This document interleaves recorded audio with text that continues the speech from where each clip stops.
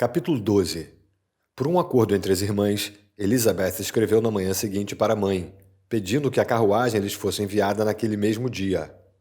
Mas a senhora Bennet, que calculara que as filhas permaneceriam em Netherfield até a terça-feira seguinte, o que completaria exatamente uma semana desde que Jane adoecera, não podia sentir-se contente em recebê-las de volta antes disso.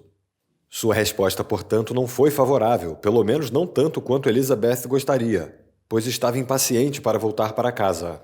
A senhora Bennet enviou-lhes um bilhete dizendo que provavelmente não poderia mandar-lhes a carruagem antes da terça-feira. E no pós-escrito acrescentou que, se o Sr. Bingley e sua irmã insistissem para que elas ficassem por mais tempo, poderia passar muito bem sem elas. Elizabeth, porém, estava decididamente contra a ideia de ficar por mais tempo. Nem esperava que isso lhe fosse oferecido. E, temendo ao contrário, ser considerada uma intrusa por permanecer ali desnecessariamente por tanto tempo, solicitou a Jane que pedisse imediatamente emprestada a carruagem do Sr. Bingley. E, enfim, ficou decidido que deveriam mencionar, ao fazer o pedido, seus planos originais de partirem de Netherfield aquela mesma manhã. O comunicado provocou muitas expressões de preocupação, e muito foi dito no sentido de que ficassem pelo menos até o dia seguinte, pela saúde de Jane. E a partida delas foi, então, adiada para o dia seguinte.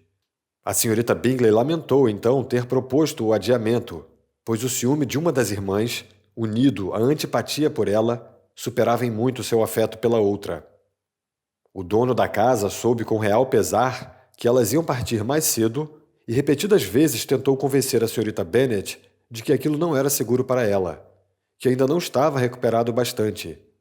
Jane, porém, mostrava-se firme quando sentia estar certa. Para o Sr. Darcy, essa era uma notícia bem-vinda. Elizabeth já permanecera bastante em Netherfield. A atração que exercera sobre ele fora maior do que ele gostaria que fosse, e a senhorita Bingley era desaforada com ela, e mais provocadora do que de costume com ele. Ele sabiamente decidiu usar da maior prudência para não demonstrar agora nenhum sinal de admiração. Nada que pudesse dar a ela a esperança de influir na felicidade dele, consciente de que, se tal ideia fosse sugerida, o comportamento dele no último dia devia ter um peso importante na confirmação ou na refutação dessa ideia. Firme em seu propósito, ele mal pronunciou 10 palavras com Elizabeth durante todo o sábado. Embora ficassem sozinhos um com o outro durante meia hora, ele mergulhou na leitura de seu livro e nem sequer olhou para ela.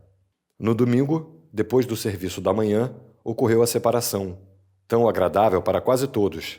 A gentileza da senhorita Bingley com Elizabeth, enfim, cresceu muito rapidamente, bem como seu afeto por Jane. E quando elas partiram, depois de garantir à segunda que sempre teria imenso prazer em vê-la em Longbourn ou em Netherfield, e abraçando-a com muito carinho, chegou até a dar a mão à primeira. Elizabeth despediu-se de todos no melhor dos humores.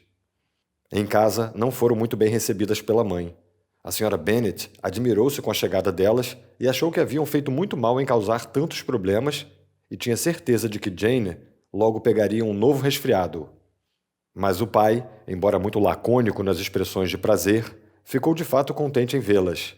Sentira a importância delas no círculo familiar. Na conversa da noite, quando estavam todos reunidos, perdera muito da sua animação e quase todo o bom senso com a ausência de Jane e de Elizabeth. Encontraram Mary, como sempre, mergulhada no estudo do baixo contínuo e da natureza humana, e admiraram certos trechos e ouviram novas observações de uma moralidade caduca. Catherine e Lydia tinham para elas informações de um tipo bem diferente. Muito se fizera e muito se dissera no regimento desde a quarta-feira passada. Muitos oficiais haviam jantado com o tio delas. Um soldado fora chicoteado e corria o boato de que o coronel Foster ia casar-se. Se você gostaria de fazer uma doação para colaborar com melhorias técnicas do canal, nossa chave Pix é prmatos, com um T só, @hotmail.com. Obrigado.